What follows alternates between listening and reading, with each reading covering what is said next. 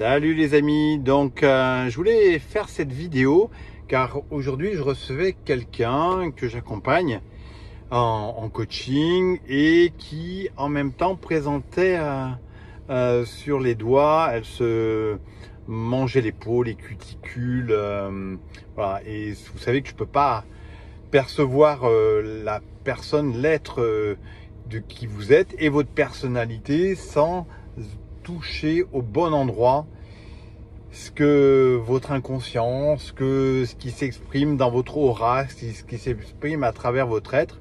Moi, j'ai cette capacité, ce qu'on a dit, que j'ai une aura perforante, c'est-à-dire que je viens toucher les choses. Et là, je suis allé toucher exactement chez elle. En fait, à chaque fois qu'elle sentait une imperfection au niveau du doigt, eh bien, elle venait enlever cette imperfection parce que derrière, il y avait un souci de perfectionnisme, une exigence envers elle et presque, c'est même pas presque, puisque c'est là-dessus que ça a touché, ce côté de ne pas décevoir l'autre, ne pas blesser l'autre. Et comme elle refusait de blesser l'autre, comme elle avait peur de blesser l'autre en exprimant qui elle était, eh bien, c'est elle-même qu'elle se faisait blesser. Entendez par là que déjà dans un premier temps, votre corps exprime ce que consciemment, voilà, vous n'arrivez pas à entendre, ça ne remonte pas au niveau du conscient. Vous contrôlez, vous êtes dans le je sais pas, plutôt que d'être dans le ressenti. Votre ressenti, votre corps, c'est le médium, c'est le moyen, c'est l'intermédiaire entre votre inconscient, votre conscient. Cette réalité-là que vous percevez, elle se perçoit à l'intérieur de vous. Donc, quand moi je viens toucher à cet endroit-là, ce que la plupart du temps vous ne voulez pas voir, eh bien je vais faire remonter au niveau du conscient. Et là, ma cliente, elle s'est mise à pleurer. Il y a vraiment une décharge émotionnelle.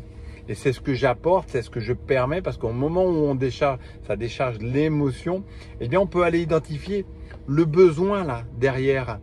Quel est le besoin? Déjà de ce que cette partie-là jouait, qu'est-ce que cette partie-là d'elle-même exprimait à travers ça, le fait de ne pas blesser l'autre. Pourquoi? Il y a une espèce, derrière il y avait aussi une espèce de, comment on appelle ça, de loyauté familiale, hein, d'interdiction. Et puis il y a l'autre partie, c'est tout ce qu'elle s'interdisait en étant cette part-là, en faisant plus attention aux autres qu'à elle-même. Comme par hasard, elle était personnel soignant. Donc, eh ben, il y a cette autre partie qu'on a commencé à laisser émerger, à accueillir. Et ce qui est très intéressant, c'est que ça ne se passe pas du tout dans le mental. Ça s'est passé en quelques minutes. Donc, il y a pas besoin d'une certaine façon de beaucoup de temps, d'années de thérapie. Ça se passe parce que ça se passe à travers ma clairvoyance, ma clairconscience, cette capacité que j'ai, même si cette personne était très rationnelle, très cartésienne, il y a une certaine logique qui cherche à prouver ce qu'elle connaît, ce qu'elle sait, et elle s'est vraiment laissée accompagner à travers ça. Et puis il y a l'autre côté, c'est que il y a mon intuition.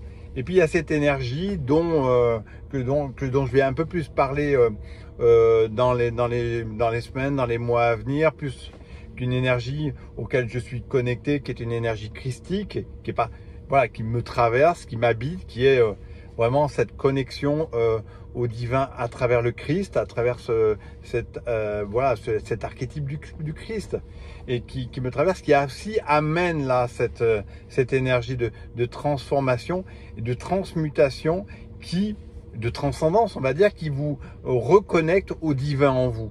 Voilà. Et donc qui vous pousse à ne plus chercher à assurer tout seul, à faire tout seul, mais à vivre en vous abandonnant d'une certaine façon.